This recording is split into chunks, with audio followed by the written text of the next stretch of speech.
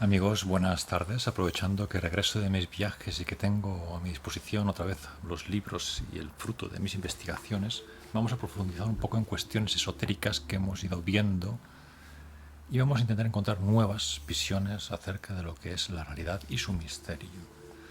En Demonología Revolucionaria, obra publicada originalmente en italiano por el colectivo de psicoactivistas ocultistas Grupo di Nun, nos preguntamos primero por qué demonología.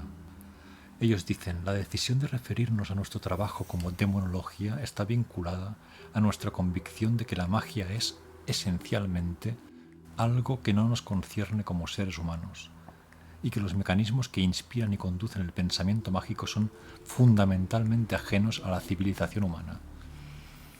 No solo que la magia no es producto de nuestro propio delirio, de nuestra propia mente, sino que es una cuestión que está totalmente exterior, dicen. La posibilidad de concebir una nueva magia ritual que consista en un conjunto de procesos completamente automáticos y programables, capaces de liberar definitivamente el pensamiento mágico del voluntarismo y el humanismo radical que lo han plagado en los últimos 2 siglos. Esto es lo que queremos lograr. Desde sus orígenes, la tradición mágica occidental siempre ha recurrido a estructuras metalingüísticas capaces de transformar el logos, es decir, la palabra y el razonamiento humano, en un código capaz de abrir una vía de escape del orden simbólico. Esta tendencia se ha manifestado a lo largo de la historia en una continua hibridación de la magia con las ciencias experimentales, las matemáticas, las técnicas criptográficas. Vemos muchas disciplinas mágicas, hemos visto aquí algunas, cómo se cifran en lenguajes, en visiones del mundo, por decirlo así. En ese sentido, la cábala, al establecer una correspondencia automática entre palabra y número, es el instrumento mágico por excelencia que, si se usa correctamente, permite que el pensamiento mágico se libere de una vez por todas del complejo de interpretaciones psicológicas que han limitado su esfera de adicción al dominio de la consciencia humana. Hacemos aquí un pequeño inciso en la cuestión de la cábala y rescatamos un libro que hemos tratado bastante en el canal sobre sincronicidad y adivinación de Marie-Louise Bonfrance, la psicoanalista junguiana Marie-Louise Bonfrance. En la conferencia tercera hace mención a la mitología que de pronto, conecto con las ideas aquí expresadas en torno a la correspondencia palabra-número. La cábala como una herramienta de correspondencia entre palabra-número y la mitología también. Ya dije en varios vídeos atrás que íbamos a citar más veces este librito minúsculo que conseguí hace algunos meses y que es fuente inagotable de conocimiento y de ideas variadas. Dice Marie-Louise Bonfrance, descubrí que era muy útil contar las figuras de un cuento de hadas y luego simplemente hacer un esquema de lo que sucedió en forma de números, o sea, tener una visión como geométrica de la mitología, dice. Pone, por ejemplo, un cuento llamado El zar virgen en el que aparece un padre con sus 3 hijos. Estos 3 hijos son sometidos a prueba. Vemos que hay un padre y 3 hijos, o sea, es todo totalmente masculino, falta el elemento femenino. Son sometidos a prueba estos 3 hijos, 2 fracasan, 1 no fracasa y va a parar a un mundo donde está absolutamente lo contrario. 3 brujas, Baba Yaga rusas, representantes devoradoras de la Gran Madre. Dice Bonfrance, para profundizar en este detalle, ahora ves la matemática de la historia. Hay un cuaternio puramente masculino en la conciencia colectiva y un cuaternio puramente femenino en el inconsciente colectivo. Esto es lo interesante, que hay una secuencia de tiempo y número muy definida en todos los cuentos arquetípicos. No siempre, aunque con mucha frecuencia, es un juego de cuaternios, pero generalmente hay tríadas y cuaternios en los cuentos de hadas que bailan, y de esa manera se puede ver que hay una estructura absolutamente matemática en los cuentos mitológicos. Por ejemplo, nunca he encontrado un solo cuento de hadas que comenzara con un rey tenía 3 hijos, donde el problema no fuera integrar lo femenino, de forma dinámica, pieza por pieza. Así que uno puede tener precognición sin conocer la historia de que de alguna manera tomará ese curso la historia. Se puede predecir en la mitología la secuencia temporal e incluso hasta cierto punto de qué manera el juego de los arquetipos determina qué faceta siguiente del gran cristal aparecerá y de qué manera girará el cristal.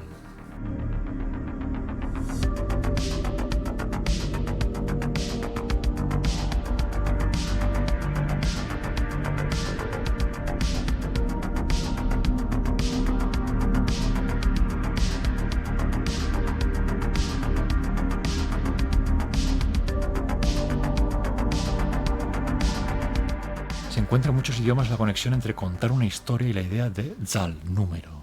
Esto introduce el problema de la energía y el tiempo y ahora quiero adentrarme un momento en esto. Todos los cuentos de hadas y todos los mitos se interrumpen en un cierto punto, pero nunca es uno final. Es como una melodía eterna o, por ejemplo, un potpourri musical donde hay una melodía y luego una nota de suspenso y luego otra melodía. Así son los cuentos, siempre terminan con un ligero suspense, un ligero interrogante. Dice Marie-Louise Bonfrance, esa no es solo una idea arbitraria mía, sino que es así como, por ejemplo, trabajan los auténticos narradores de cuentos. Los auténticos narradores de cuentos, dice. Los narradores de cuentos orientales se sientan en el mercado y simplemente continúan todo el día contando una historia que se hila de esta manera geométrica. ¿Qué hace el narrador de cuentos oriental? Siempre toma esa nota de suspense y simplemente comienza una historia desde allí. Él crea una cadena de eventos en las que se van moviendo las energías de lo femenino a lo masculino oscilantemente a través de la narración. Se va de una historia a otra y tienen una relación tan sentida con las conexiones arquetípicas que siempre los narradores saben qué cuento será la continuación del anterior y luego simplemente comienzan con la nueva melodía. Así que el narrador va siguiendo un flujo matemático en esencia en el que modifica el cuaternio y su disposición interna de ese cuadrado cuaternio, dejando entrar la energía femenina y luego la masculina, entendiendo como lo cóncavo y lo convexo, una totalidad, digamos, una forma de entendernos, ¿no? Sería, como hemos dicho muchas veces, mujer, hombre o algo así, es un lo convexo, cóncavo, que hace totalidad. Por lo tanto, se puede decir que contar es pasar por el tiempo en un ritmo, continuar y continuar y continuar en el ritmo de los arquetipos y que eso tiene un orden secreto. No se puede comenzar con cualquier historia, no se pueden juntar ciertas historias, por ejemplo, Blancanieves con Caperucita. Existe una matemática inherente en la que las cosas encajan y las historias fluyen bien una detrás de otra. Y esto es una clave a la hora de crear. Si tenemos un conocimiento exacto de la mitología, podemos entender mejor estos flujos internos, matemáticos más bien, geométricos, que no tienen mucho que ver con lo que estamos diciendo, sino que hacen que la cosa fluya mejor por debajo. Esto es como un truco creativo particular. Si uno conoce suficiente mitología, dice Bonfrance, puede tejer una red completamente coherente desde cada gran arquetipo hasta cualquier otro gran arquetipo. Siempre hay una leyenda o una saga que conecta dos arquetipos en una nueva forma, y es una tragedia que la gente no se dé cuenta de eso. Los chinos dirían que si tiras de una raíz de hierba, siempre te llevas todo el prado. Y eso es lo que Jung llama la contaminación de las imágenes arquetípicas. Solo desde la década de 1990 la cábala ha sido reevaluada por ciertos autores en función de su propósito original, es decir, como una máquina oculta capaz de superar las barreras del lenguaje humano. En la geometría también una máquina oculta. Nick Land se pregunta al respecto, ¿es el cabalismo problemático o misterioso? Después de todo, ¿qué es exactamente una cábala? Por su propia naturaleza es un objeto matemático geométrico con una estructura intrínsecamente recursiva que se replica a sí misma en un número indefinido de niveles. Por ejemplo, cada uno de los 10 sefirot que componen la cábala tradicional está a su vez co-constituido por 10 sefirot, los cuales a su vez están constituidos por otros 10 sefirot, y es capaz de manifestarse en diferentes planos de la realidad micro y macrocosmos. Más que un simple mapa del cosmos o de la consciencia, una cábala debe entenderse como un organismo animado por una serie de procesos que producen y no simplemente interpretan un cosmos y una conciencia. Es una máquina recursiva que no es operada desde fuera, sino que procede de manera autónoma y que es por tanto cibernética por definición, es decir, basada en un sistema de circuitos de retroalimentación, la cábala, que aseguran su funcionamiento continuo y su autosubsistencia, permitiendo que su estructura permanezca intacta. Misteriosas palabras que a mí me fascinan. Estoy haciendo una reconstrucción del libro de Demonología Revolucionaria, del libro de Marie-Louise Bonfrance, y hilando cosas. Estamos viendo la dimensión geométrico-matemática, por decirlo así, que está en el substrato de las construcciones mitológicas y también de la cábala. Uno de los principios básicos de estos objetos cibernéticos es mantener su propia estabilidad de sentido. La cábala, como objeto cibernético, pues es una forma de fijar un tipo de sentido en una estructura. Pero un sistema cibernético cerrado y autosuficiente que mantiene un equilibrio perfecto es un sistema muerto. El equilibrio no es posible nunca. Aunque se busque, no es posible. Tiene que haber un tránsito de energías. En el pensamiento mágico, la relación con el exterior se regula a través del mecanismo homeostático del sacrificio ritual. Pero esta homeostasis siempre implica un equilibrio frágil. Con cada sacrificio el desierto avanza y los mecanismos que animan al organismo cabalístico amenazan en todo momento con entrar en bucles de retroalimentación positiva. La idea de que la cábala tradicional contiene caminos subterráneos que permiten preservar el equilibrio en la superficie es en parte integral de la tradición mágica. Se encuentran rasgos de estos caminos sumergidos esparcidos a lo largo de los textos cabalísticos originales. La estructura posible de estos caminos ha sido ampliamente detallada por Kenneth Grant en The Night Side of Eden, el primer volumen de su segunda trilogía tifoniana. Y siguiendo sus pasos, la Cybernetic Culture Research Unit, CCRU, cofundada por Nick Land y Sadie Plant, desarrolló un glifo cabalístico alternativo llamado el numograma, que contiene una serie de intrincados caminos sumergidos a lo largo de su estructura. Es una variante, digamos, de esta estructura cabalística. Estos caminos siniestros están poblados por demonios, fuerzas mágicas desiguales y caóticas que se esconden debajo de los caminos luminosos de la cábala tradicional, por debajo. El aspecto termodinámico de los organismos cabalísticos también se manifiesta en su estructura numérica. Los números cabalísticos no son aritméticos y mucho menos arquetípicos, sino esencialmente combinatorios y por tanto obedecen estrictamente a principios termodinámicos estadísticos. En apoyo con esta idea parece significativo referirse a la concepción combinatoria que impregna la tradición cabalística hebrea, en la que toda la creación se concibe fundamentalmente como una recombinación perpetua de los caracteres cifrados del tetragramatón, el nombre impronunciable de Dios. Gershom Scholem escribe: la Torá es el nombre de Dios porque es una textura viva en la que está entretejido el único y verdadero nombre, el tetragramatón. Los elementos básicos, el nombre Yahvé, los otros nombres de Dios y los apelativos, o Kinnu y Yum, o más bien sus consonantes, pasaron por varios conjuntos de permutaciones y combinaciones hasta que finalmente tomaron la forma de las oraciones hebreas de la Torá. Este aspecto combinatorio de la doctrina cabalística se actualiza con frecuencia en forma de juegos ocultos, y el primero y el principal es el tarot, justamente, que manifiestan la idea del cosmos como un organismo cibernético en un proceso continuo de recombinación.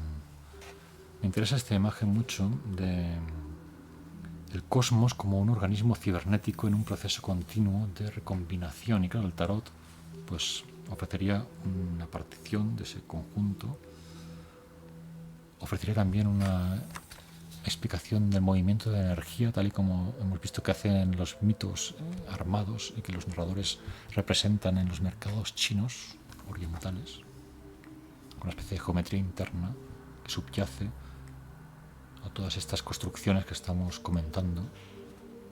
Si la cábala es esencialmente una máquina cibernética, entonces, como cualquier máquina, debe tener un motor, y aquí es donde nos encontramos con el exquisito problema termodinámico de su funcionamiento, es decir, su capacidad para producir, transformar y transferir información. Todos los sistemas cibernéticos se enfrentan inevitablemente a fuerzas entrópicas que amenazan su integridad. Sadie Plant dice: ningún sistema está cerrado, el exterior siempre se filtra, los sistemas no pueden dejar de interactuar con el mundo exterior, de lo contrario no serían dinámicos ni estarían vivos.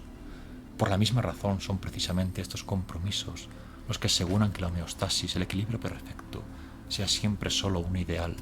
Estamos condenados al cambio, es imposible el equilibrio y tenemos que aceptar en un momento dado que existirá un momento de decadencia, por decirlo así, y final y reconstitución postrera. Al igual que los sistemas cibernéticos, la cábala no es inmune a estas fuerzas externas y por ello se enfrenta a riesgos de desestabilización. Es un texto, como vemos, muy misterioso, que yo a veces voy leyendo y pienso, no sé si esto es literatura, esto tiene ideas muy interesantes para mí, este substrato, digamos, numérico. Estos demonólogos revolucionarios, hemos ido viendo su pensamiento, tienen esta visión de la cábala como un organismo cibernético. Y les interesa la cábala por este motivo y por los que vamos a señalar aquí a continuación. En contra del culto centípetro maníaco de la tradición esotérica occidental, nuestra demonología reconoce que el organismo cabalístico, como un golem autoensamblado de barro, nace y se extingue en la materialidad de los procesos que lo producen, los cuales están esencialmente desprovistos de intencionalidad humana. Nick Land dice, políticamente el cabalismo repele a la ideología, o sea, la cábala sería un instrumento contra lo ideológico. Como un error cultural masivo autorregenerativo, imita la exuberancia insensata de un virus, profundamente indiferente a todas las consideraciones partidistas. Por eso es interesante estudiar cábala, indiferente incluso a la solemnidad corroída del nihilismo. No sostiene agendas deliberadas, se adhiere obstinadamente a un solo criterio absurdo, su condición de existencia intrínseca, la promoción inconsciente y continua del decimalismo numérico. El cabalismo destina a cada apropiación estratégica la autoparodia, el ridículo. Incluso Dios no pudo darle a la cábala un sentido. Cualquier plan para usar el maquinismo cabalístico como un instrumento para manifestar un orden político o cosmológico está destinado al fracaso, aplastado por la misma estructura que pretende haber construido. Por nuestra parte, solo afirmamos movernos a través de los circuitos de esta máquina oculta, animados por los gradientes de sus corrientes plutónicas, que en su carrera hacia la ruina se enroscan en remolinas de desesperada belleza. En nuestro camino hemos encontrado aliados inesperados cuyas voces, a veces humanas, otras veces no, nos han guiado por este sendero. Esta ontología de demonología revolucionaria es, en gran parte, un informe sobre estos encuentros.